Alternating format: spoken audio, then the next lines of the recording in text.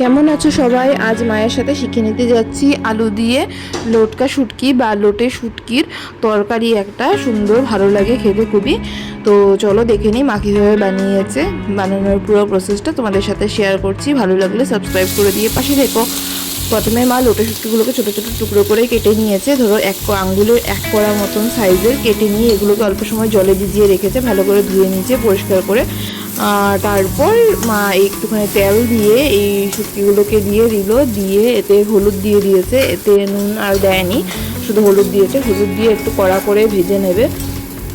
ভাজার অবস্থা একটুখানি গন্ধটা বের হয়, কিন্তু পরবর্তীতে ভালো করে কড়া করে ভেজে নিতে হবে একটু তেল দিয়ে। তারপর আর গন্ধ করে না। তেলগুলো শুকিয়ে গেছিলো কড়াইতে, তো আর একটু করে তেল অ্যাড করে দিল, দিয়ে ভালো করে কড়কড়া করে ভেজে নিতে হবে। যতটা কড়া করে ভেজে নেবে ততটাই গন্ধ করবে না একদমও। তো ভাজা হয়ে গেলে শুটকিগুলোকে মা নামিয়ে নেবে। দেখো যথেষ্ট ধোয়া বেরোচ্ছে। এই শুটকি ভাজলে এরকম ধোয়া বেরোয় একটু, আর তখন গন্ধটা হয়, কিন্তু পরবর্তীতে গন্ধ থাকে না। শুটকিগুলো দেখো ভাজা হয়ে গেছে, একদম কড়কড়া করে লাল করে ভাজা হয়ে গেছে। একদম এই অবস্থা একদম কড়কড়া হবে, মানে একদম কেমন হলো পাঁপড়ের মতন কিছুটা।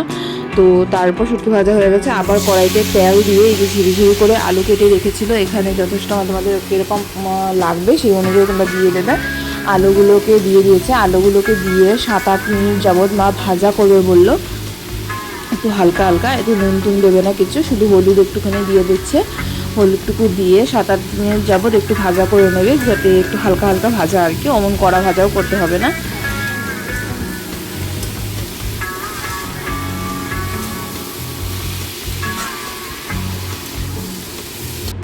তো এখানে মশলার মধ্যে মা নিয়ে নিয়েছে পেঁয়াজ নিয়েছে 1 থেকে 1.5টা, আর রসুন 4-5 কোয়া নিয়ে নিয়েছে, সাথে হলুদ, মরিচ আর নুনটা দেখলেই পেলে দিয়ে দিয়েছে পরিমাণ অনুযায়ী, বুঝে স্বাদ অনুযায়ী দিয়ে দিও। তো তারপর এই মশলাগুলো বাস রেডি হয়ে গেছে, মানে পেঁয়াজ আর রসুনটাকে ভালো করে বেটে নিয়েছে। ততক্ষণে আমাদের আলুটাও প্রায় ভাজা হয়ে এসেছে।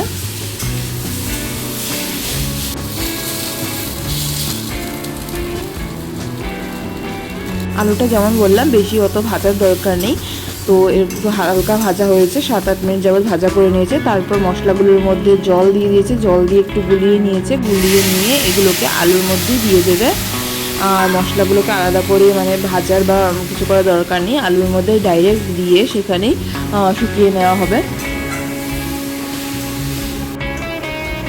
তো জল আর আলুগুলো ওইভাবেই থাকবে, এই অবস্থায় ঝোল দেবে না, ভালো করে মশলাগুলোকে শুকাতে হবে, নয় হয়তো মশলার কাঁচা গন্ধ করতে পারে।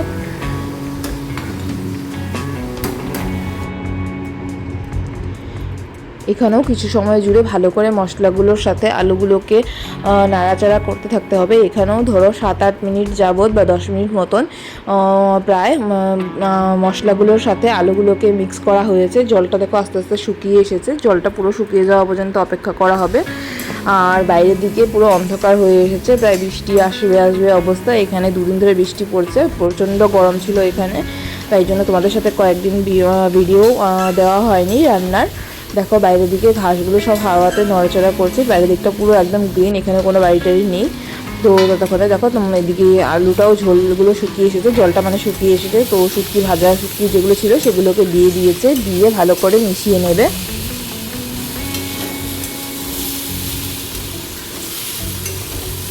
একটু সময় জুড়ে এগুলোকে নাড়াচাড়া করতে থাকতে হবে, তাড়াতাড়ি করে দিয়ে দিলে হয়তো ওই টেস্টটা পাওয়া যাবে না।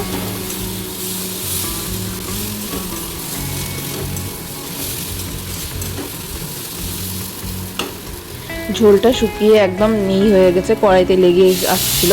তো ওই অবস্থায় মা ঝোলটা দিয়ে দিল। তো আলুগুলোকে চেক করে নিতে হবে যে আলুটা শক্ত আছে না নরম হয়ে গেছে, সেই অবস্থায় বুঝে ঝোলটা অ্যাড করতে হবে একটু বেশি করে, যাতে আলুটা সেদ্ধ হতে হতে শুকিয়ে যায় আর ঘন হয়ে পড়ে।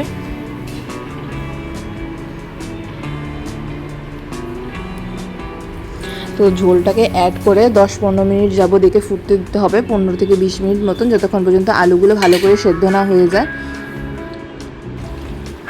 অনেকটা সময় পর দেখো আলুগুলো একদম সেদ্ধ হয়ে গেছে। তো মা কিছু আলুকে ধরে ম্যাশ করে দিচ্ছে।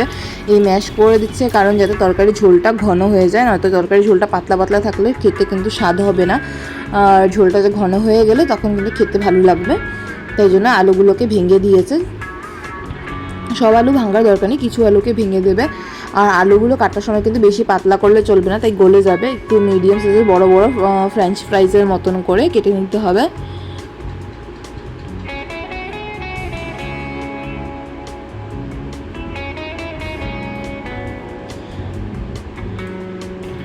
রান্নাটা অলমোস্ট ডান হয়ে এসেছে। তো এরকম ঝোল থাকা অবস্থাতেই নামিয়ে নেবে বলে বলছে মা, কারণ আলুগুলো যেহেতু ভেঙে দেওয়া হয়েছে তাই আলুগুলো আস্তে আস্তে কতক্ষণ পর 10-15 মিনিট মতন পরই ঝোলটাকে মানে যেটা জলটা আছে এক্সট্রা সেটা অ্যাবজর্ব করে নেবে, তাই জন্য এরকম ঝোল থাকা অবস্থাতেই নামিয়ে নিয়েছে। কেমন লেগেছে তোমাদের জানিও। তোমরা নেক্সট কী রেসিপি দেখতে চাও পারলে জানিও। ভালো লাগলে সাবস্ক্রাইব করে দিয়ে পাশে থেকো, আর একটা লাইক বাটনটাকে প্রেস করে যেতে একদমও ভুলো না কিন্তু। তোমাদের সাথে দেখা হবে আবার অন্য একটা নতুন রেসিপি নিয়ে। আর 10-15 মিনিট পরে আমি তোমাদেরকে দেখাচ্ছি যে অ্যাকচুয়ালি ঝোলটা কীরকমভাবে শুকিয়ে পড়েছিল। তো দেখো তোমরা কতটা ঝোল আছে, কিন্তু আর একটু পরে একদম শুকিয়ে যাবে। দেখো কিছু সময় পরের অবস্থা এটা, ঝোলটা কতটা ছিল এই অবস্থায় ঝোলটা কিন্তু ওরকমভাবেই রাখা আছে, ঝোলটা শুকিয়ে এসেছে। আর